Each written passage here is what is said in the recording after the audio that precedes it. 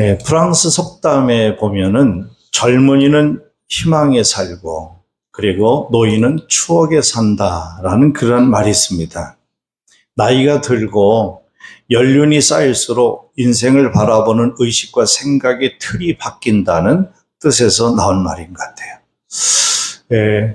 동서고금을 막론하고 나이가 먹을수록 미래를 추구하던 삶에서 자꾸 과거를 돌아보고 음미하는 삶을 바뀌게 되며 자연스레 과거에 대한 향수와 또 그때 좀 더 열심히 잘 살았을 걸 하는 후회와 그런 감정이 깊어지기도 합니다.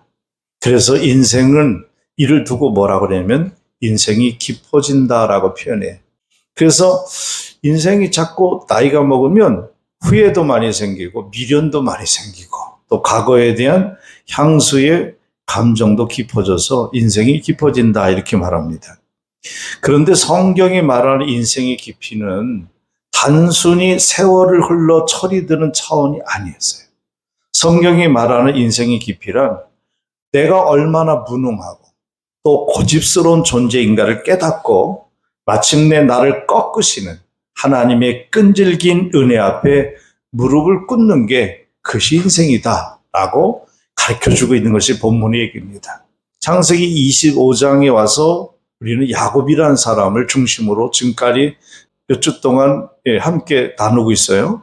근데 49장까지 야곱의 얘기예요.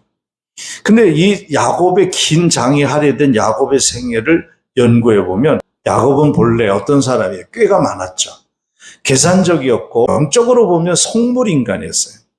그러나 그의 인생은 절망에서 소망으로 자꾸 전환돼요. 그리고 실패했던 그가 성공으로 바뀌기도 해요. 이것이 어떻게 가능했을까? 한번 생각해 보는 거예요. 야곱이 어떻게 살았길래, 야곱이 어떻게 열심히 살았길래 그것이 가능했을까? 근데 야곱은 열심히 산 것 같지만 속이는 삶을 살았어요. 형을 속이고 아버지를 속이고 또 삼촌 라반과 서로 속고 속이는 싸움 속에 20년을 살았어요. 그런데 야곱이 어떻게 복받는 사람이 될 수 있었을까? 그것을 보면요, 야곱이 결단하고 노력해서가 아니라는 결론을 먼저 갖게 됩니다. 가치나 공적과 관계없이 베풀어 주신 하나님의 전적인 은혜, 쉽게 말해서 야곱이 열심히 해서 성공한 게 아니라 하나님이 야곱을 향해서 열심히셨기 때문에 야곱이 축복의 야곱이 됐다는 거예요. 자기의 노력으로 된 것이 아니라 곧 하나님의 열심히 그를 포기하지 않고 끝까지 추적했기 때문이라는 거예요. 그러면 무엇을 우리가 여기서 생각할 수 있느냐? 바로 그거예요. 우리의 모든 삶은 하나님의 주권에 달려있다. 하나님이 인도하시는 대로 되게 돼 있다는 거예요. 글쎄요, 내가 아무리 다시스로 도망가려고 해도 하나님은 그를, 요나를 물고기 뱃속에 집어넣어서 토해서 니느웨로 가게 하잖아요.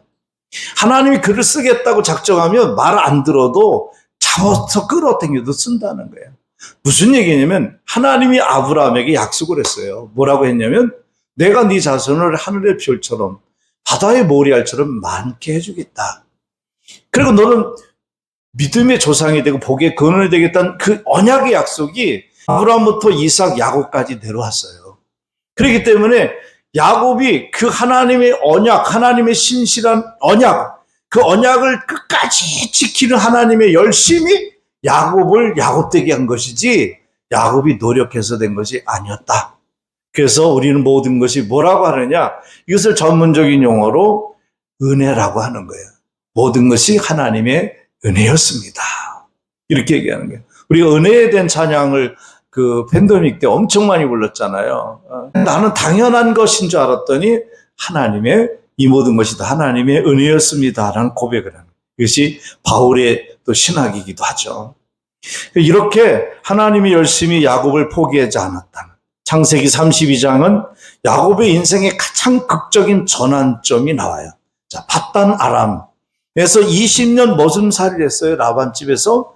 그리고 가나안으로 돌아가는데 하나님이 20년이 지나고 나서 야곱에게 나타나서 한 소리가 그거예요. 야곱아, 너 이제 여기서 살지 말고 너가 떠나왔던 네 땅 고향 가나안 고향 땅으로 가라. 네가 있을 축복의 주소지는 여기가 아니라 고향, 내가 네 아버지하고 네 할아버지한테 약속했던 그 언약이 너에게도 축복으로 계승했으니 내가 그것을 지킬 거야. 그러니까 돌아가라 라고 해서 20년 만에 야곱이 돌아가는데 지금 일이 생긴 거잖아요. 그 돌아갈 때 야곱이 이미 돌아가는 중에 성경에 오늘 보는 본문에 보니까 하나님의 군대인 마하나임을 봤다. 1절, 2절의 말씀에 보면 그런 말씀이 나오잖아요. 1절, 2절에 보면 야곱이 돌아가는 도중에 중간에 누구를 만나요? 야곱이 그들을 볼 때 2절에 이르기를 이는 하나님의 군대라 하고 그 땅 이름을 마하나임이라 하였더라. 야곱이 고향으로 돌아가다가 군대를 만난 거예요. 하나님의 군대를 만났어요. 그렇다면 야곱은 어떻게 했어야 될까? 야곱은 이제 하나님이 군대까지 보내주셔서 나를 호위하시는구나, 에스코트하는구나 라고 해서 편안한 마음으로 그 길을 가면 되잖아요. 하나님 믿고 가면 되잖아요. 찬양하며 가면 되잖아요. 근데 3절에 보니까 야곱이 어떻게 해요? 3절 한번 읽어볼게요. 시작. 야곱이 세일 땅 에돔 들에 있는 형 에서에게로 자기보다 앞서 사자를 보내며, 야곱의 앞에는 언제나 누가 계셨냐면 하나님이 계셨어요. 하나님이 계셨는데 그럼에도 불구하고 언제나 하나님보다 야곱은 뭘 했어요? 자기 생각, 자기 사랑, 자기 방법을 먼저 앞세웠던 거예요. 그 여기서도 하나님의 군대가 야곱을 앞서 가고 있으면 하나님이 자기를 인도한다라고 믿었어야 되잖아. 근데 어떻게 겁이 나니까 사람을 먼저 보낸 거예요. 하나님이 먼저 가고 있는데 야곱은 하나님을 믿고 따라가면 되는데 사람을 보냈다고 3절에 그렇게 얘기하잖아요. 오늘 우리는 하나님보다 앞서 달려가는 자의 한계, 그리고 마침내 그 고집을 꺾어버리시는 하나님의 승리의 은혜를 오늘 좀 3가지로 살펴보려고 합니다. 첫째는 야곱은 하나님보다 내 수단과 유능함을 앞세우는 어리석음이 있었습니다. 그게 이제 3절부터 8절까지인데, 야곱은 본래 사려 깊은 꾀가 많은 사람이었어요. 어릴 적 팥죽 한 그릇으로 형 장자권을 샀고 아버지를 속여 축복을 가로챈 경험이 있었죠. 그래서 야곱은 늘 이렇게 생각했어요. 내가 머리만 굴리면, 내가 잔머리만 굴리면 안 되는 게 없어. 난 지금까지 그렇게 살아왔어. 그리고 다 성공했어. 아버지도 속였지, 형도 속였지. 그리고 삼촌 나반에 이제 빈손을 왔는데 지금 거부의 부자가 돼서 그 짐승만 해도 몇백 마리를 거느리고 아내들과 자식들을 데리고 지금 나는 이렇게 승승장구하고 그리고 성공해서 돌아가는, 내 머리의 꾀는 이 정도야 라고 생각했다는 거죠. 그런 야곱에게 인생의 최대의 위기가 찾아옵니다. 그것은 바로 형 에서가 400명의 군사를 거느리고 자신을 죽이려고 매복하여 있다는 소식을 들은 거죠. 이때에 이 상황에서 야곱의 반응은 어땠는지 7절 8절에 나오는데 한번 읽어보겠습니다. 7절부터 8절까지. 야곱이 심히 두렵고 답답하여 자기와 함께한 동행자와 양과 소와 낙타를 두 떼로 나누고 이르되 에서가 와서 한 떼를 치면 남은 한 떼는 피하리라 하고, 여기서 보면은 야곱이 하나님보다 자기 수단과 유능함을 앞세운 내용의 2가지가 잘못한 게 있는데, 하나는 야곱은 하나님보다 사람을 앞세웠다는 것. 말 잘하고 눈치 빠른 사자들을 선발해서 보내가지고 형의 기분을 살폈습니다. 유능한 사람을 전면에 내세우면 문제가 풀릴 것이라고 착각한 거죠. 그러나 사자들이 갖고 온 소식은 뭐였어요? 아이고, 주인님이 시키는 대로 갔는데 웬걸요? 주인님 형 에서가 400명의 군사를 거느리고 주인님과 우리 이 일행을 잡아 죽이려고 기다리고 있습니다. 청천벼락 같은 공포뿐이었습니다. 사람을 앞세웠다가 도리어 벌집을 건드린 꼴이 된 거죠. 둘째, 야곱은 하나님보다 자기 생각을 앞세웠습니다. 재산과 종들을 2떼로 나눴어요. 그리고 하나가 공격을 당하면 다른 한 떼는 도망쳐라. 그래서 반이라도 건지자. 라는 계산을 한 거죠. 이것이 영적인 생각이 아니라 지금 인간적인 꾀였는데 성경에는 사람의 생각과 꾀를 이렇게 얘기합니다. 잠언서 29장 25절 말씀 보면 읽어보세요. 사람을 두려워하면 올무에 걸리게 되느니라. 이렇게 경고했고요. 로마서 8장 6절의 말씀에 보면 육신의 생각은 사망이요 영의 생각은 생명과 평안이라고 단언합니다. 하나님을 신뢰하지 못하는 자가 내놓은 자구책이란 결국 뭐였어요? 두려움과 답답함이라는 올무에 스스로 가둘 뿐이라는 거죠.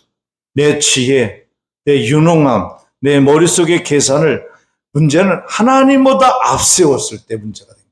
하나님보다 앞세우는 한 우리는 결코 하나님의 평강을 누릴 수가 없다. 큰 두 번째 나누고 싶은 것은 창세기 32장 13절에서 20절까지 내용인데 하나님보다 세상의 물질과 자원을 앞세우는 교만이 있었습니다. 꾀를 굴려도 두려움이 해결되지 않자 야곱이 그 다음에 꺼낸 카드는 뭐냐면 물질 공세였어요. 이제 안 되겠다 그래가지고 물질로 문제를 해결하려고 했습니다. 돈이면 다 돼. 돈이면 안 되는 게 세상에 없어라고 했던 거죠. 야곱은 형 에서에게 보낼 굉장히 그 당시 550마리가 넘는 어마어마한 가축을 예물로 준비해서 차례차례 형한테 보냅니다. 뇌물 공세를 한 거죠. 그때 창세기 32장 20절에 그의 속마음이 폭로되는데 성경은 이렇게 말합니다. 읽어보겠습니다. 또 너희는 말하기를 주의 종 야곱이 우리 뒤에 있다 하라 하니 이는 야곱이 말하기를 내가 내 앞에 보내는 예물로 형의 감정을 푼 후에 대면하면 형이 혹시 나를 받아주리라 함이었더라. 이게 바로 돈이면 안 되는 게 없어 라고 야곱은 생각했던 거예요. 이것이 야곱을 지배했던 속물주의적 사고였습니다. 경험에 매여 물질의 힘으로 형의 노여움을 풀 수 있다고 확신한 겁니다. 그러나 하나님 없는 물질주의, 하나님보다 앞서는 재물의 힘은 영혼의 근본적인 두려움을 해결하지 못합니다. 에서는 역시 이미 큰 부자가 됐기 때문에 돈을 많이 가져다 줬다고 해서 마음이 움직이지 않았던 겁니다. 야곱이 어마어마한 예물을 다 흘려보내고 난 뒤 남은 것은 캄캄한 밤 야복 나루에서 외로움과 찬 한기뿐이었습니다. 우리는 삶의 장벽을 만날 때 하나님을 구하기보다 내가 가진 물질, 내가 쌓은 인맥, 내가 가진 자산을 먼저 계산을 하죠.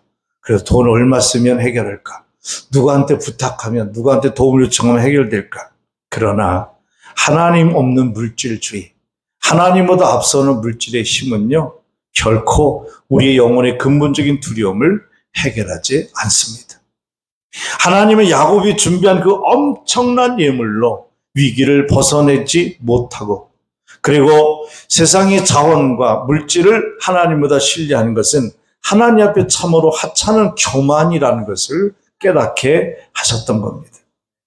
마지막 세 번째 22절에서 31절까지 내용에 보면 나를 완전히 꺾으시고 항복을 받아내시는 하나님의 은혜를 보게 됩니다. 모든 방어, 즉 사랑과 꾀, 물질을 다 흘려보낸 후에 야곱은 약복 나루에서 홀로 남게 됩니다. 근데요, 다 보냈어요. 물질도 다 보내고 사람도 보내고 이제 자기는 빈털털이에요. 완전히 그냥 아무것도 없는 홀로 남았을 때에 그때 그 자리에 하나님이 찾아오십니다. 어떤 분이 찾아와서 밤새도록 야곱과 씨름했다 그랬죠.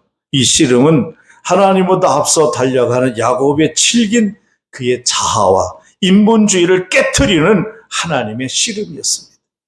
야곱이 끝까지 고집을 꺾지 않자 하나님은 그 허벅지 관절, 그러니까 환도뼈를 쳐서 부러뜨렸다고 32장 25절에 얘기합니다.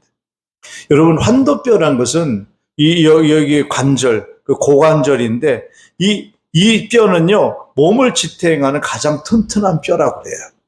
그래서 노인네들이 잘못 낙상하거나 넘어졌을 때에 이 골반이 부러지면 뼈가 금이 가면은 굉장히 힘들어요. 그래서 침상이 병원에서 뭐 2달, 3달 있다가 결국 죽는 사람이 많아요. 뼈가 부러졌다 죽는 게 아니라 걷지를 못하고 움직이지를 못하고 그 다음에 폐렴과 폐혈증이 오기 쉽거든요, 노인들은. 그래서 결국 죽는 경우가 많이 있습니다. 여러분, 야곱이 끝까지 고집을 꺾지 않자 하나님은 그래서 그의 한도뼈를 친 것입니다. 그때 하나님이 이제 그에게 완전히 무능한 상태가 되었을 때에 이렇게 물으십니다. 내 이름이 무엇이냐? 하나님이 야곱의 이름을 몰라서 물었을까요? 아니죠. 아시고도 그의 정체성을, 그의 자신을 돌아보라고 물으신 거죠. 내 이름이 뭐냐? 라고 하나님 물어요. 그때에 야곱이 비로소 고백합니다. 저는 야곱입니다. 여기서 저는 야곱입니다라고 할 때 그 야곱의 의미는 하나님 저는 내 머리를 굴리고 물질과 꾀를 앞세며 살아온 야비한 성물입니다 라는 뜻이에요. 자신이 완전한 파산과 무능을 인정할 때 그때서 하나님이 야곱에게 귀한 선언을 하시는데 그 선언의 내용이 28절에 나옵니다. 28절 읽어보겠습니다. 그가 이르되 내 이름을 다시는 야곱이라 부를 것이 아니요 이스라엘이라 부를 것이니 이는 내가 하나님과 및 사람들과 겨루어 이겼음이니라. 아멘. 이스라엘이라는 말이 하나님과 겨루어 이겼다는 뜻이다라고 성경은 이어서 부연 해석을 해주죠. 야곱이 하나님을 힘으로 눌렀다는 뜻이 아닙니다. 이 말은 자해적인 고집을 피우던 야곱의 환도뼈를 부러뜨려 무릎을 꿇게 하시고 마침내 하나님이 도우지 않으시면 살 수 없어라고 고백하게 만드는 하나님의 은혜가 승리했다는 뜻입니다.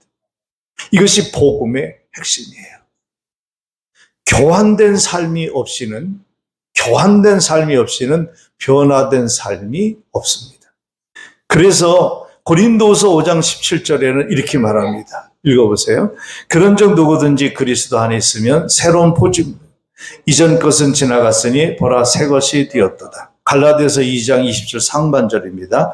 내가 그리스도와 함께 십자가에 못 박혔으니 그런즉 이제는 내가 사는 것이 아니요 오직 내 안에 그리스도께서 사신 것이니라. 아멘. 우리가 하나님보다 앞서가는 것을 멈추는 순간은 내 지혜와 물질과 인맥을 나를 구원할 수 없음을 깨닫고 약복강가에서 내 환도뼈가 깨지는 영적 체험을 할 때 그때가 바로 내가 하나님보다 앞서는 교만을 멈추는 때입니다. 내가 통제권을 내려놓고 십자가 밑에 완전히 무너질 때 비로소 그리스도께서 나의 참된 통제자 구원주가 되실 줄 믿습니다. 사랑하는 여러분, 이제 말씀을 맺겠습니다. 인간은 누구나 야곱과 같은 인생의 장벽을 만나게 됩니다. 그러나 내 힘과 계산, 물질, 인맥을 하나님보다 앞세우는 인본주의로 그 장벽을 넘을 수 없습니다. 신앙생활이란 내가 하나님보다 앞서 달려가는 것이 아니라 약복강에서 환도뼈가 부러지는 경험을 한 후에 내 고집을 꺾고 쩔뚝거리며 겸손히 주님 뒤를 따라가는 법을 배우는 과정. 이것이 신앙생활입니다. 내 꾀와 경험을 내려놓으십시오. 주님 앞에서 무능함을 인정하고 무릎을 꿇을 때 비로소 야곱이 죽고 이스라엘이 시작됩니다.